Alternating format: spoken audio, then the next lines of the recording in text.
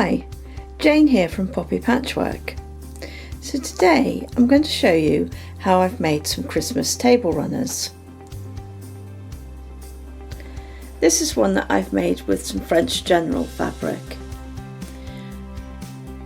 And I like to use charm packs when I'm making this because they're pre-cut fabrics at 5-inch squares, which takes out a lot of the cutting initially.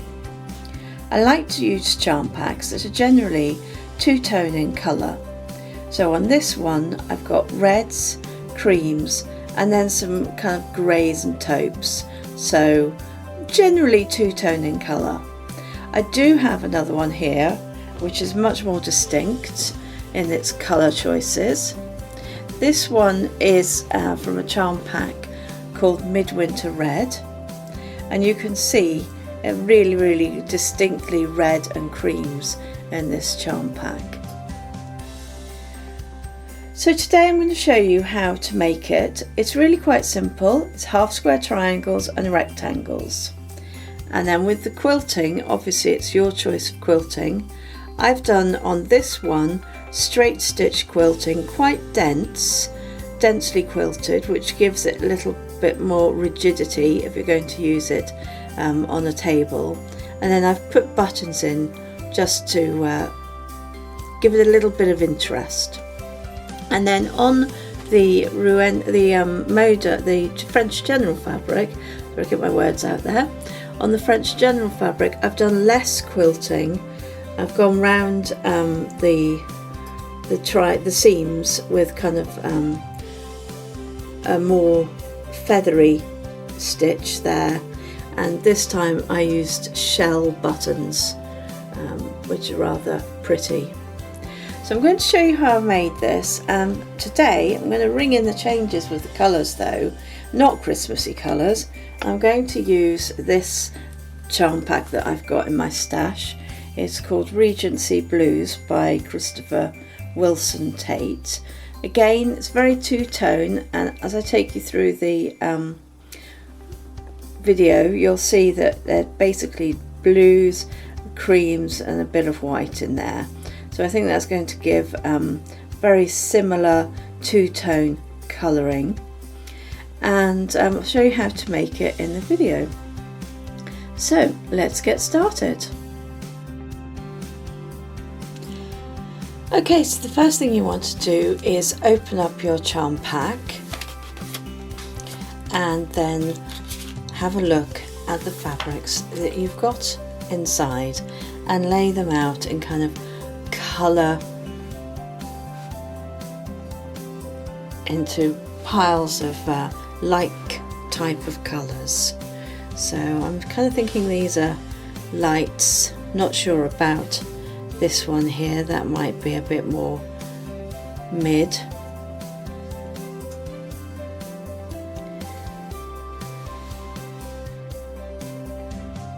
So I'm going to lay these out. Once I've done that, I'll come back and show you what I've got. So from the charm pack, I've sorted the fabrics into piles of colours that are quite similar. So we've got some blues, a slightly different shade of blue here. We've got the creams, and then we've got the lighter creams and blues down here at this end of the table. So for this table runner, you're going to need to have 10 creams, which I've got 10 here, and then I'm going to choose from these two piles a mixture of colours there to get 10 of those. Those are going to be for the centre of the table runner, the half square triangles, and the remaining fabrics are going to be used as the rectangles around the sides. So let me choose the blue fabrics and I'll come back to you. So having looked at the blues more closely, I seem to have 3 different shades of blues. So I have to make a decision as to which shade wise I'm going to go with. So this has got kind of slightly brighter blues and then the duller blues. I've got 10 chosen here.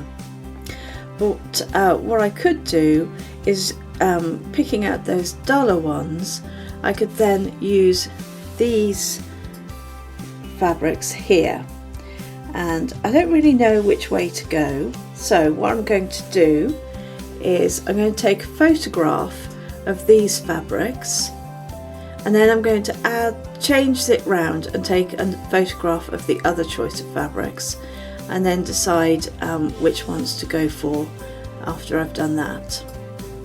So having looked at the photographs, I've decided to go with my first choice of blues. And as I said before, you're going to need 10 of these, and then you're going to need 10 creams. And then to go around the edge in rectangles, you're going to use your leftover fabrics, which are these ones here, and you're going to need 12 of these. You're cutting them in half and going round the edges, and there will be some leftover fabrics as well. So you're going to need 12 to go round the edges, and then you'll need one of the fabrics to go in the corners of the table runner. So if I grab the table runner, I can show you what I mean. So here's the original table runner. So for the centre half square triangles, you're going to need 10 dark and 10 light squares. For the round the edges, you're going to need 10 squares that you're going to cut in half, plus you're going to need 2 for the end, so that's 12 squares in total. And then these corner fabrics will be cut out from one piece, so you'll need an additional piece of additional 5-inch square for those. So as I said, you will have some leftovers from your pack. So the first thing you're going to do is on the reverse of each of your light coloured fabric squares, you're going to draw a diagonal line. So placing my ruler corner to corner, holding it down nice and firmly, I take the pencil and I go from the middle and I go out towards the corners, and then I go back to the middle and I go back out towards the other corner.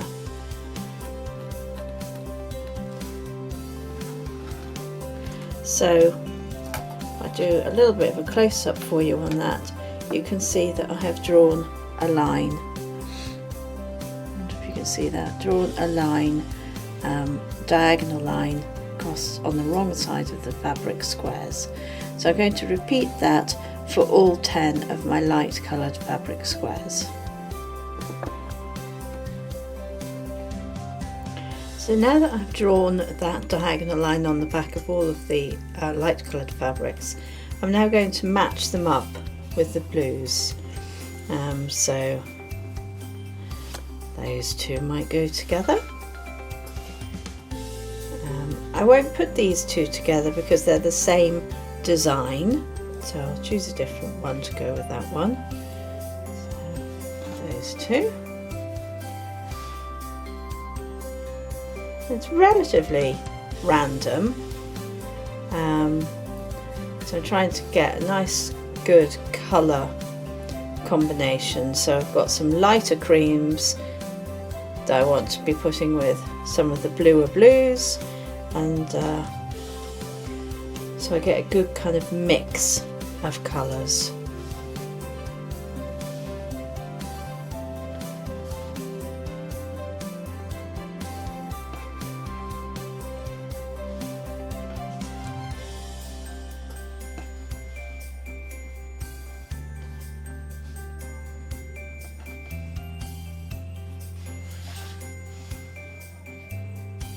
Again, I've come to this point where I've got two fabrics that are the same, so I'm just going to go back to that one, switch them over, and then we've got two different fabrics, and this is the last match. So if I just place these down and then I'll show you them all together.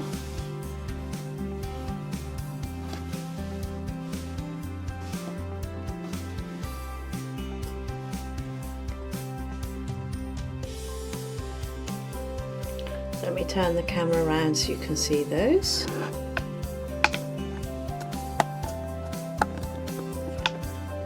So there we go. We've got all the fabrics paired together. So the next step is to take these pairings and place them right sides together. If I flip this over, so we've got that line drawn on the back there. So we want to match these up nicely together and then go over to the sewing machine. So there we go. I've paired these up nicely and they are now ready to go over to the sewing machine.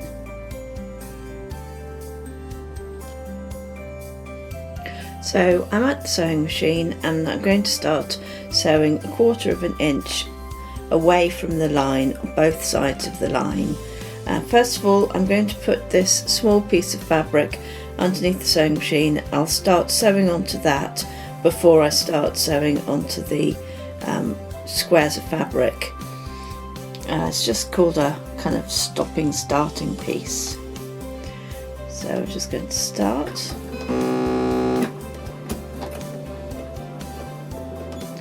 Just speed that up a little bit, it's going quite slow.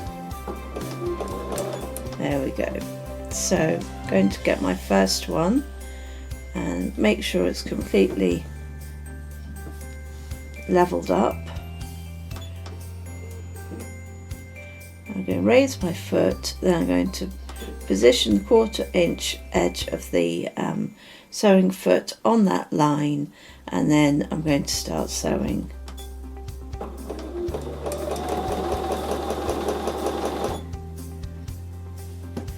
It seems to be something wrong with my sewing machine. Let me fix that and I'll come back to you. So, all sorted and ready to start again.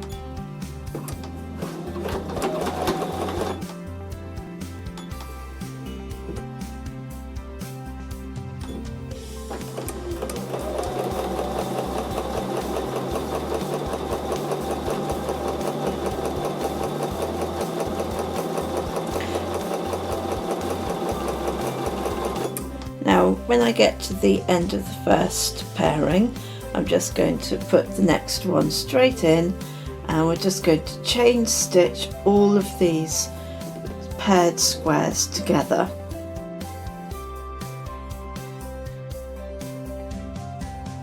Once I've done one side of all of these paired squares, I'll come back to you.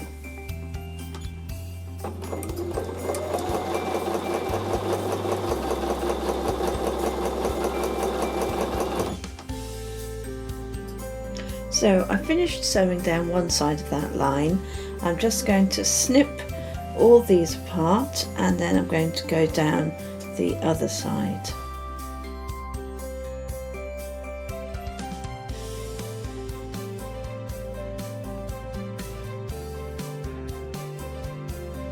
So I'm going to place this little scrap of fabric underneath the needle again. I'm going to start with that first.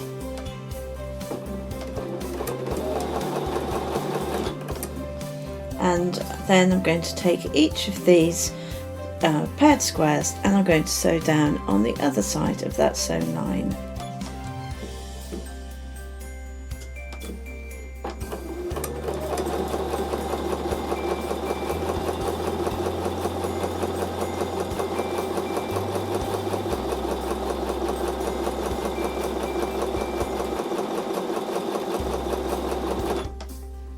So once I've completed that, I'll come back to you and show you what they look like. So I've stitched a 1/4 inch seam either side of that drawn line. Just see if I can do a close-up on that so that you can see it.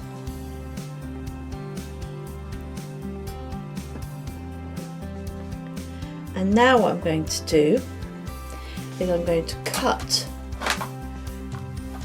across that drawn line on all of the pieces that I've sewn.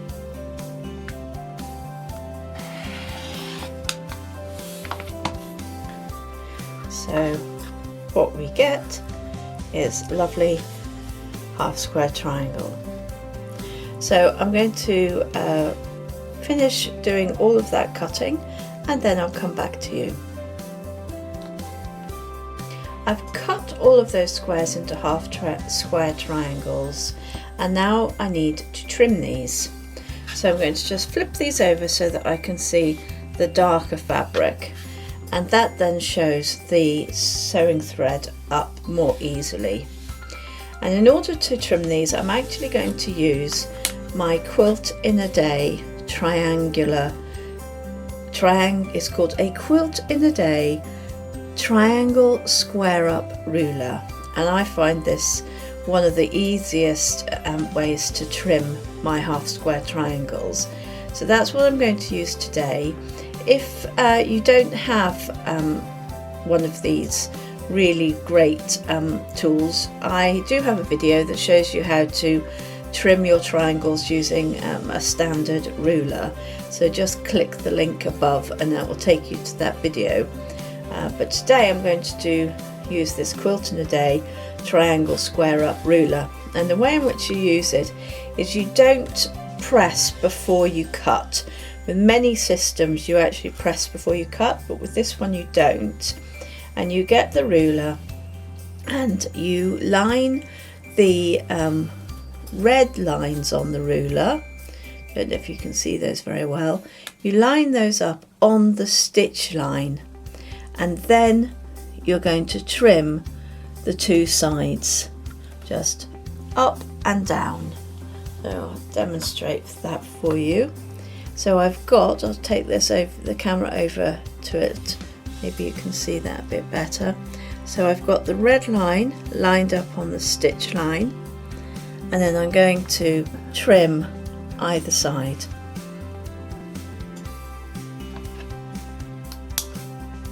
I'm going to trim up here and then I'm going to trim back down here. So it just takes off a real sliver of excess fabric there, and then when you do turn it through and you've pressed it, you're just going to have to cut these dog ears off, which I don't think is too much of a bind. So I will talk about pressing in a moment.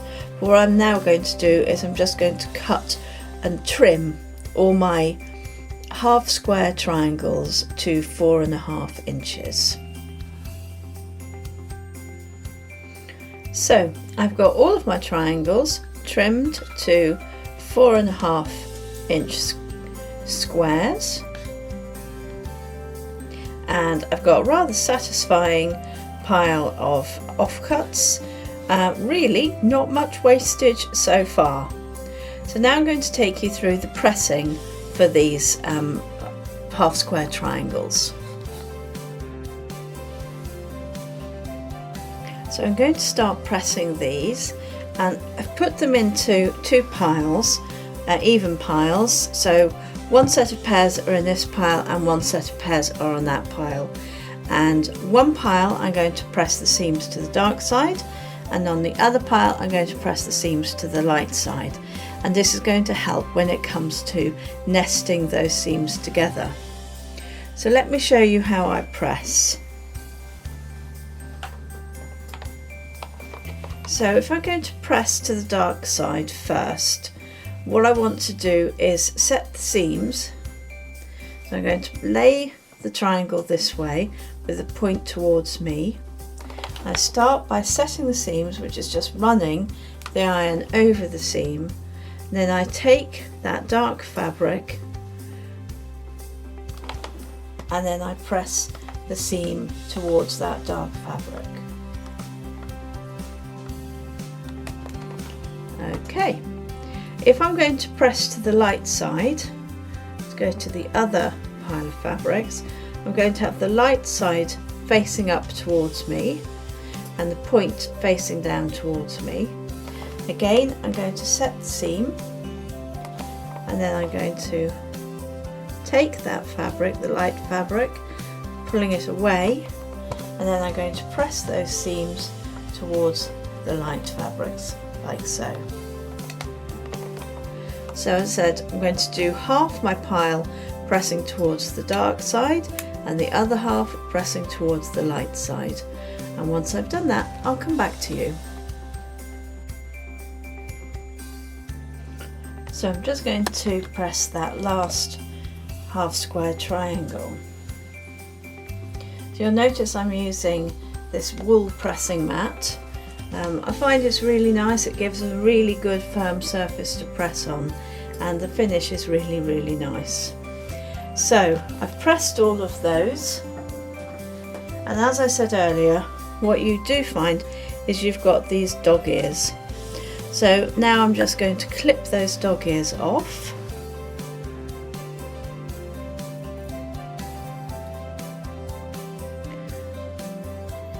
And then once that's all complete, we can then start arranging our fabrics in the order that we want for the table runner.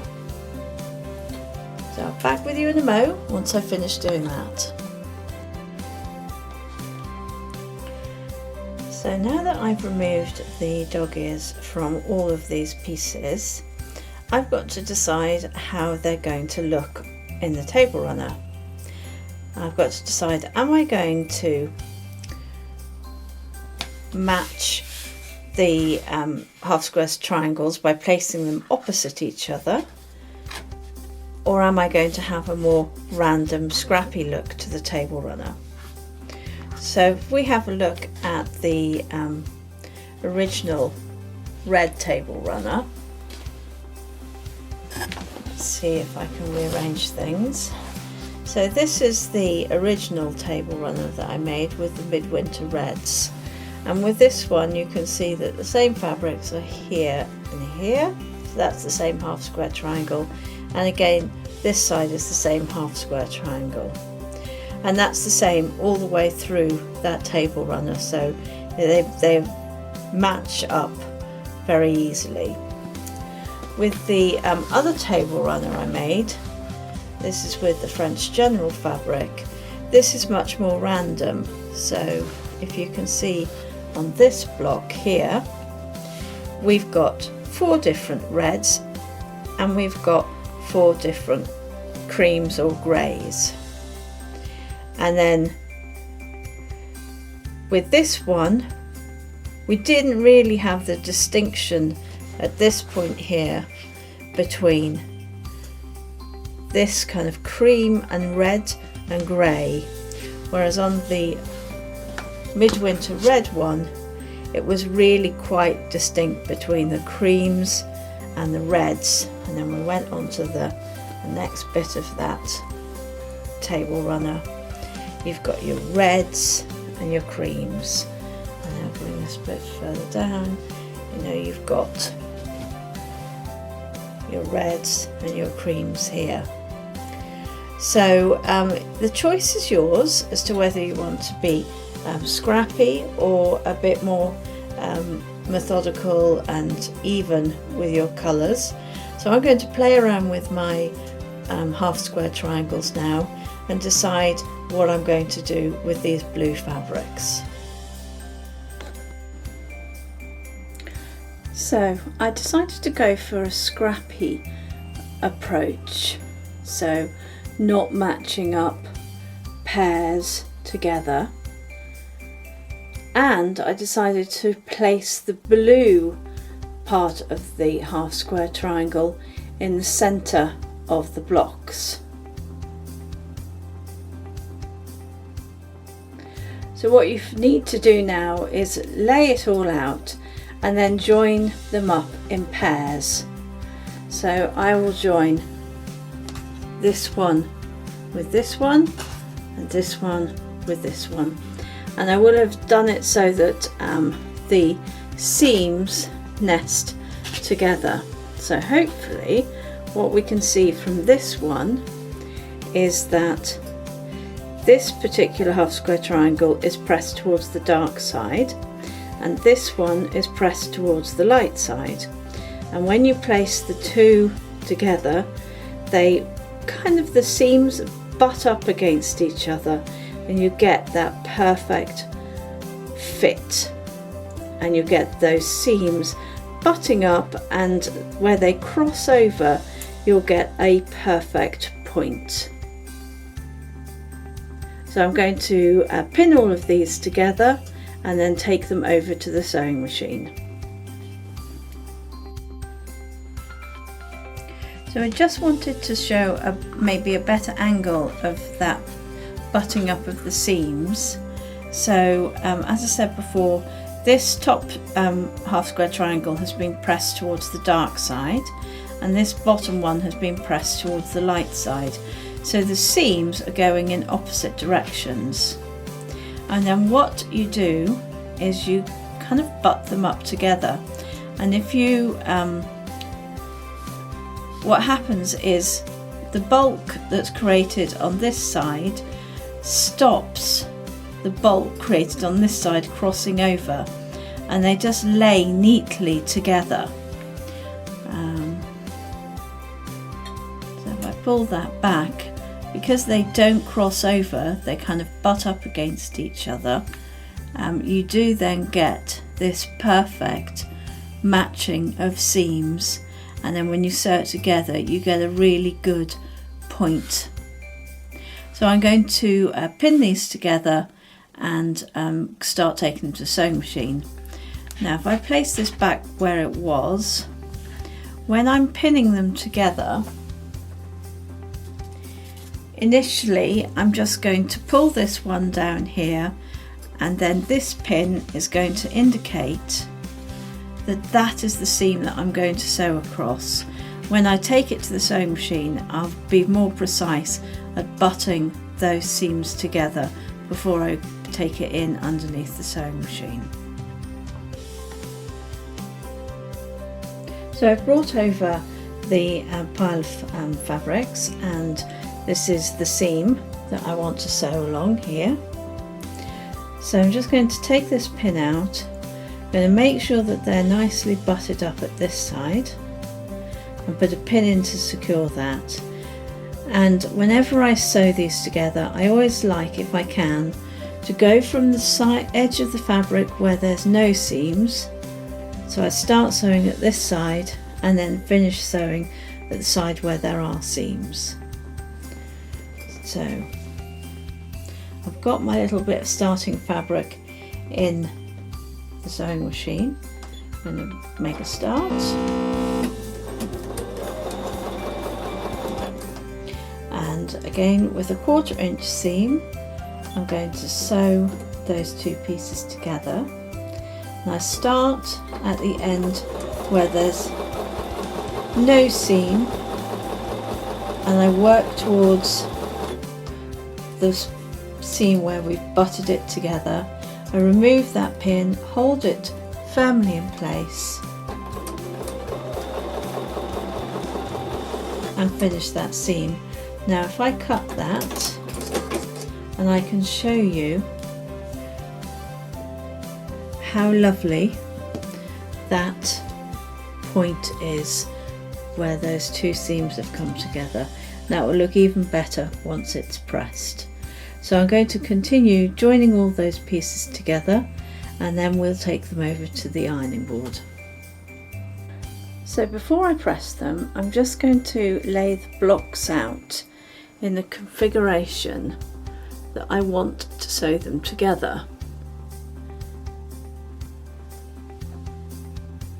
And this is because when I sew them together, I again want to make sure that the seams are going the opposite ways. So I would like this seam to go upwards and this seam to come downwards. So when I'm pressing them, I'll make sure that happens, and then these two, when I sew down this seam here, they're going to butt together.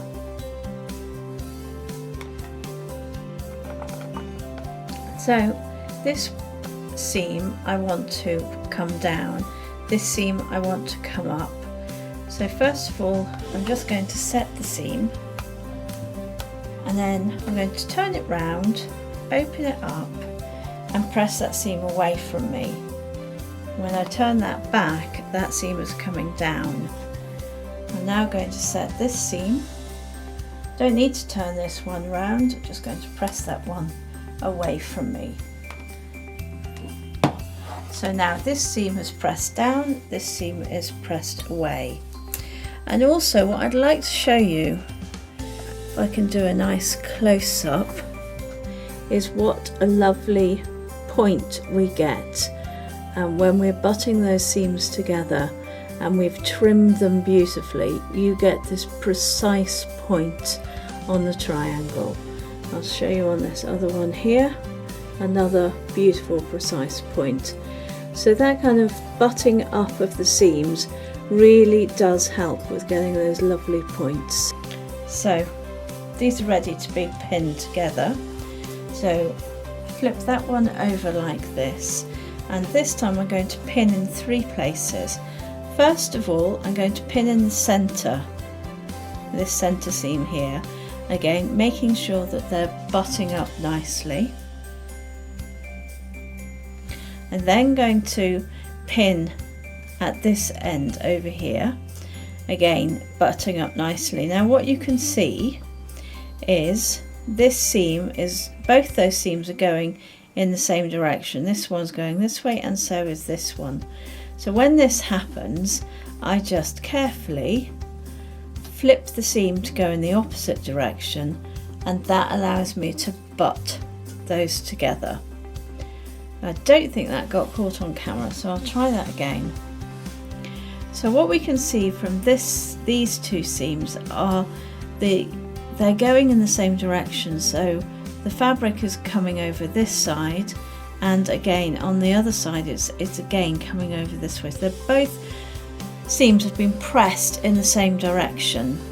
So when this happens, what I do is I just flip that seam in the opposite direction. That allows me then to butt the seams up together and to put a pin in. There is a little bit of kink in the seam. If you're very worried about it, you can snip it, but generally I don't see that as being a problem. It gets lost in the wadding, so it's not something I like to do often, but when I have to I will. And then we'll come over to the other side. These seams are going in opposite directions, which is what we wanted. So again, I'm going to butt those together and pop a pin to keep them in place. So when we take it over to the sewing machine, we're going to sew from one end to the other end. We're going to do that for all of the 5 blocks. So I'm going to press the blocks open.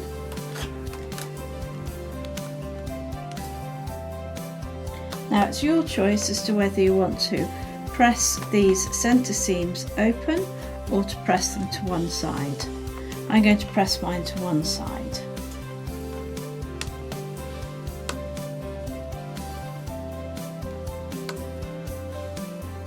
So I'm going to continue pressing all of those blocks, and then I'm going to join them together in the same way that we just joined the 2 pairs together. So when it comes to joining these 2 together, we've got 2 triangular points that we need to make sure we keep nice and pointy. So the way in which I do this is I identify exactly where that point is. I push a pin in and I check, is that exactly at the point?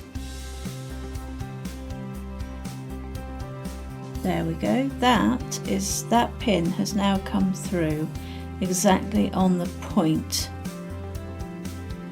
And then I'm going to take it and push it back through from the front to the back of the second block, exactly on that point.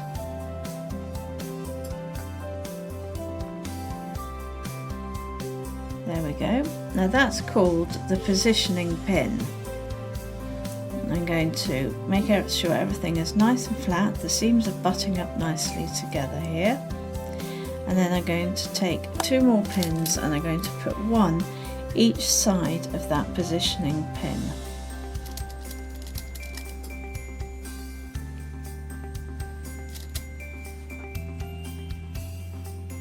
I'm then going to remove that pin and place it on one of the ends.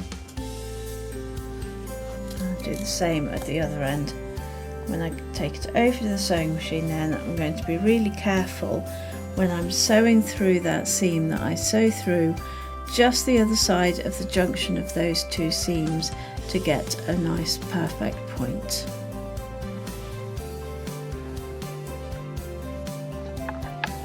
So I've sewn it all together and all the blocks together into a long strip.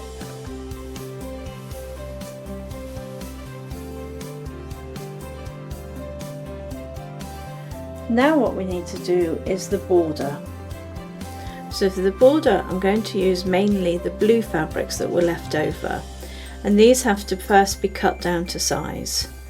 So the table runner, each piece of the table runner measures now 4 inches seam to seam, and if I'm going to match up the seams on the border, then I have to cut the border down to 2.5 inches by 4.5 inches, and that extra ½ inch will give me a 1/4 inch either side to make up the seams. So these blue fabrics need to be cut in half to make 2.5 inch strips, and then each of those strips needs to be cut down to 4.5 inches long before they're sewn together. So this is a 5.5 inch square. I'm going to line 2.5 inches up along the edge here, and then I'm going to cut that down. I'm then going to twist this round, and we're going to cut ½ inch off. So I've lined ½ inch along here, and we're going to cut this. So that now measures 4.5 inches by 2.5 inches. So it's 4.5 inches by 2.5 inches. And I'm going to repeat that on all of the pieces. And as I said before, you need 12 squares to be, for this border. So first of all, I'm going to cut that into 2.5, and then I'm going to cut ½ inch off one end.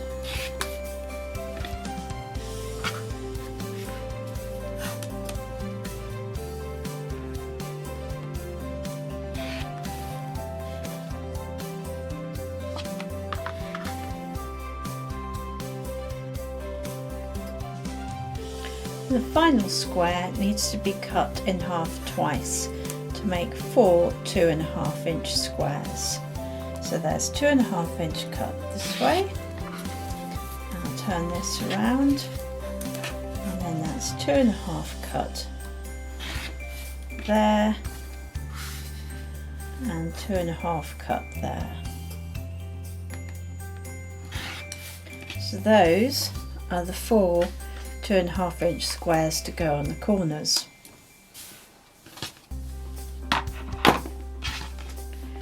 So now you've got all of these border pieces. I'm going to just pop them into 2 different piles like this.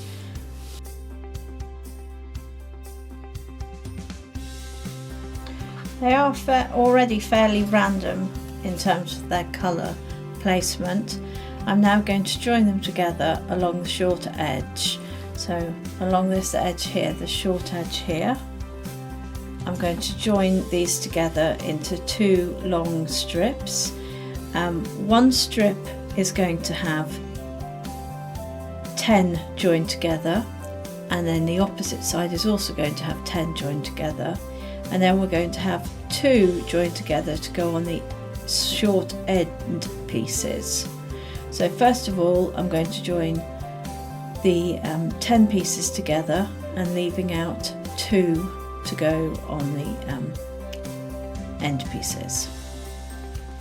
So I think I'll have that on one of the ends, I'll have the same one on the other side, and then I might have something in that one. Looks quite nice to go at the other side there. So I've chosen these 2 fabrics.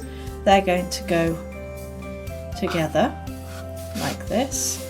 That's going to be at the end, and then these other 2 piles are going to go along the long edge. These 2 piles here, they're going to be joined together and go along the long edge, and then right at the very end we're going to join our 4 2.5 inch squares to join everything together. Well, I'll show you how to do that when we get there. So on each edge we've got 10 of these 4.5 inch by 2.5 inch strips sewn together, and for the edges we've got 2 4.5 by 2.5 inch strips sewn together with the 2.25 inch squares on each end. So what I'm going to do now is join the long strips to the edge of the border first. I'm going to pin those. I have pressed these border pieces.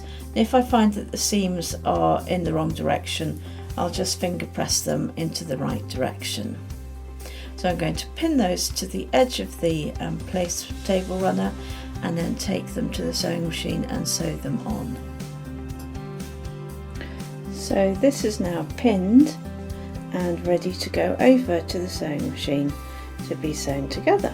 So I've sewn the long borders on and pressed the table runner, and now I've pinned the edge borders on.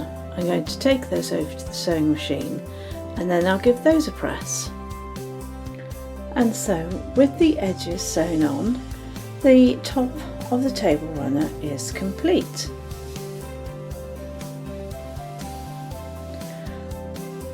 All that's left to do now is to layer it up with some wadding and some backing fabric, quilting and binding.